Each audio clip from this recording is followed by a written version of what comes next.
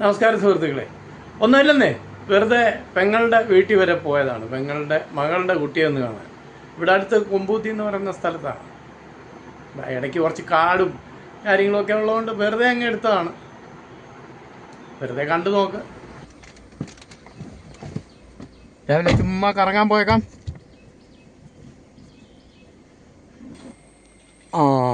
ഇതാണ് സുഹൃത്തുക്കളെ മഠം.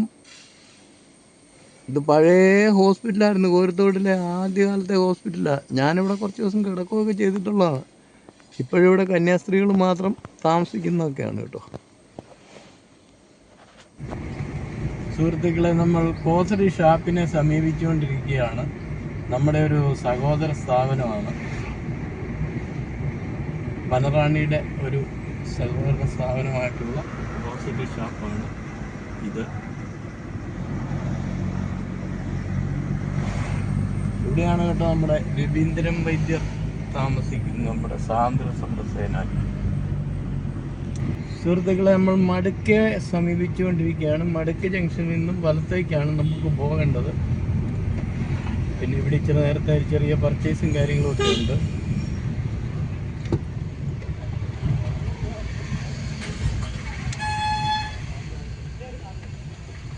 ഇതാണ് നമുക്ക് കുമ്പൂത്തിക്കുള്ള വഴി. ചെറിയ പർച്ചേസിന് ശേഷം ഇവിടുന്ന് പോകാവുന്നതാണ്. ഇപ്പം നമ്മൾ മൈനാക്കുളത്തിനെ സമീപിച്ചുകൊണ്ടിരിക്കുകയാണ്. ഇവിടെ ഒരു കുരിശുപള്ളിയും അതാണ് ഇവിടുത്തെ ടവറുള്ളത്.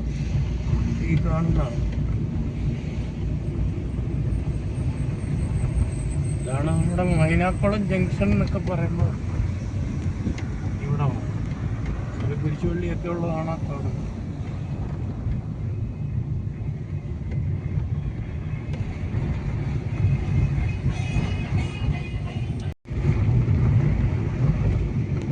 നമ്മൾ വനത്തിനെ സമീപിച്ചുകൊണ്ടിരിക്കുകയാണ്. ഇനി ഇവിടുന്ന് അങ്ങോട്ട് 1 കിലോമീറ്റർ മിച്ചം വനമാണ്.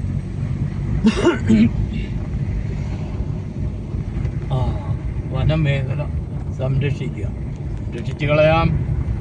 വനമേഖല വനം സംരക്ഷിക്കുക, റിസർവ് ഫോറസ്റ്റ്. നല്ല തണുപ്പാണ്. പിന്നെ ഇങ്ങോട്ടൊന്ന് കയറി കഴിഞ്ഞ് കഴിഞ്ഞാൽ ഏത് വേനക്ക് വന്നു കുമ്പൂത്തിക്കാടുകളാണ്. ഇത് മതമ്പായെന്ന് ഇങ്ങോട്ട് കിടക്കുന്ന കാടാണ്.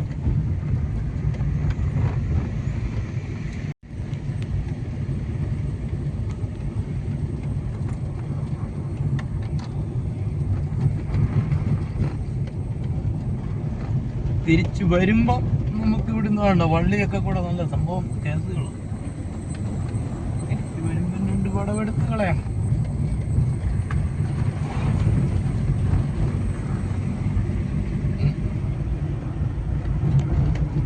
മൊത്തത്തിൽ ഇത് കാണാൻ എന്താണെങ്കിലും ഇടയ്ക്കൊന്ന് വനത്തിൽ കൂടെയൊക്കെ പോവേണ്ടത്.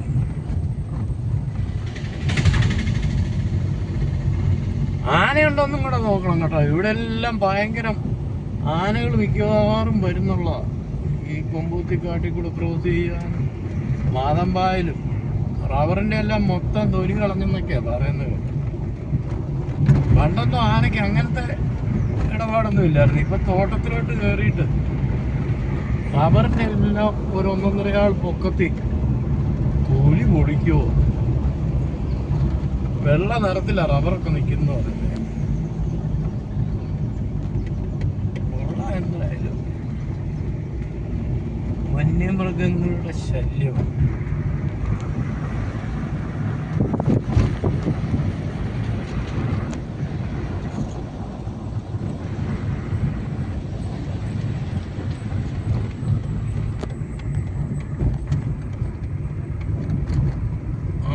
ഏകദേശം തീരാറായി വരുന്ന കേട്ടോ. 1 കിലോമീറ്ററൊക്കെ ഉള്ളു.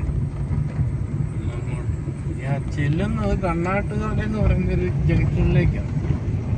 പഴയ ഒരു ജംഗ്ഷനാണ്. പണ്ടൊക്കെ ആളൊന്നും ഇല്ലായിരുന്നായിരുന്നു.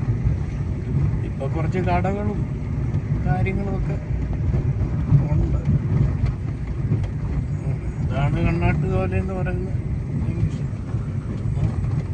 നേരെ പോയി കഴിഞ്ഞ് കഴിഞ്ഞാൽ ചെന്നാപ്പാറ, മതമ്മ, അങ്ങനെയുള്ള സ്ഥലങ്ങളൊക്കെയാണ്. നമുക്കിവിടെ വീട് തൊട്ടടുത്താണ്.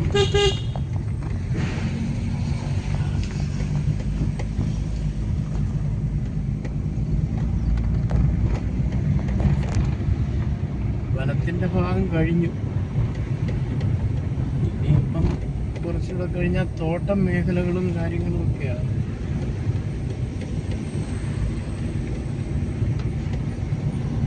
ഇതിപ്പം നാടായി. കുമ്പൂത്തി എന്ന് പറയുന്ന സ്ഥലമാണ്.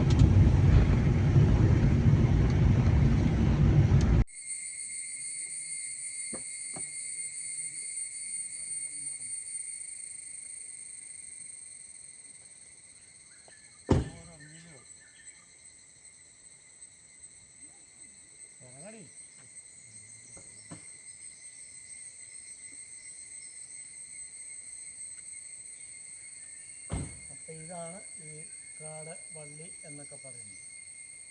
മനസ്സിലായി? ഇങ്ങനെയൊക്കെ കാട്ടി കയറണം തോന്നുന്നുണ്ടോ?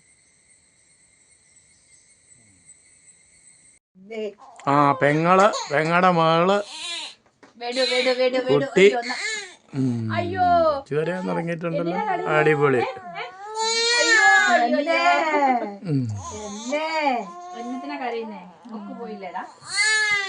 ഇതാണ് നമ്മുടെ ഇളയ പെങ്ങൾ എന്ന് പറയുന്ന സാധനം. കണ്ടോ, പിള്ളേര് കരയാൻ തുടങ്ങുമ്പോൾ അതിനോട് പറയുക കരഞ്ഞോളെ ബെസ്റ്റ്.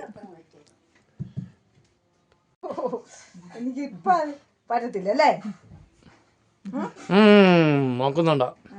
ഹായ്. അവൻ ഓർത്ത് കാണും ഈ കഴിയുമ്പോഴൊക്കെ എവിടുന്ന് വന്ന് കൂടുന്നു. രാവിലെ കിടന്നുറങ്ങുന്ന പിള്ളേരെയും കിടന്നു പോയാല്. കറക്റ്റേ. അവരിപ്പം